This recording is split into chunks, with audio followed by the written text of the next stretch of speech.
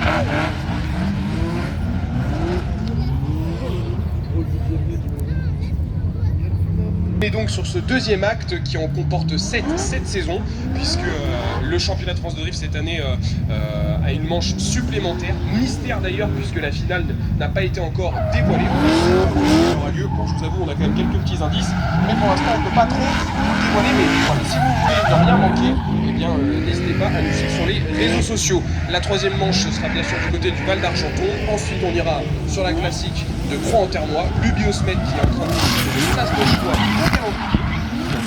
Bien entendu, la fameuse Peggy Calmont, la deuxième au championnat de France. Il y en a deux de TP ici et puis la grande finale qui aura lieu les 19 et 20 septembre. Pour cette piste deux pistes typées karting, je vous rappelle, on a 3 typologies de tracés du côté du championnat de France de drift. On va avoir des circuits automobiles, des circuits karting comme ici à Vesoul, et je pense aussi au Val d'Argenton bien entendu. Et vous allez avoir enfin les togués si vous découvrez le championnat de France de drift et la discipline en elle-même. Sur des routes fermées et sur les bancs en montagne. Ici donc une piste karting qui a été, voilà, c'est la deuxième édition ici à Vesoul, après une première l'an passé. Circuit assez rapide, assez technique de cette deuxième édition d'ailleurs qui voit cette première portion du tracé double droite et qui venait justement qui obligeait les pilotes à faire une transition et donc de casser la vitesse. Cette année ça a été supprimé et donc les pilotes ne doivent plus le faire, ils doivent emmener tout au long de la glisse qui va être amorcée dès l'entame de ce double droit avant d'arriver dans une partie beaucoup plus sérieuse, beaucoup plus technique où là les transitions comme vous pouvez le voir maintenant sont en train justement d'être effectuées par divers pilotes. Au total, on a 9 types de clips, tout simplement, si vous ne savez pas messieurs dames, c'est les gros carrés blancs ou les grands rectangles que vous avez sur les différents points de passage où les pilotes doivent donc justement venir placer leur voiture le mieux possible. Sinon, vous perdez les points à chaque passage. De toute façon, ne vous en faites pas. Le live aura lieu bien entendu tout à l'heure pour les qualifications. Je vous le disais tout à l'heure, à partir de 21h15 et même 20h30. On aura l'occasion bien sûr de vous expliquer en long et en large toutes les règles de la championship pour que vous puissiez en profiter comme il se doit. Le leader, vous l'avez peut-être remarqué, on a certains passages qui vont se faire en solo, même si la plupart le font déjà en battle, par deux donc, et les battles, donc vous avez un leader, celui qui va être devant et le suiveur, et puis sur le côté, vous allez voir au moment où il s'élance, c'est celui qui part à droite qui va être donc devant, et celui qui est à la gauche justement de leader, et donc le suiveur. Un tracé pour le coup assez plat, ce qui n'est pas le cas justement par exemple du paddock. Vous voyez on est dans une, si je puis dire, une cuvette. Le paddock qui est assez plat. C'est vraiment, il n'y a pas du tout de dénivelé sur la piste en elle-même, ce qui n'est pas plus mal. Comme on l'a évoqué un peu plus tôt ce matin, vous avez également cette année une énorme spécificité. De toute façon, chaque année, vous avez des premières, des nouveautés qui sont mises en avant par le CFD. En l'occurrence, ici, c'est la fameuse double nocturne.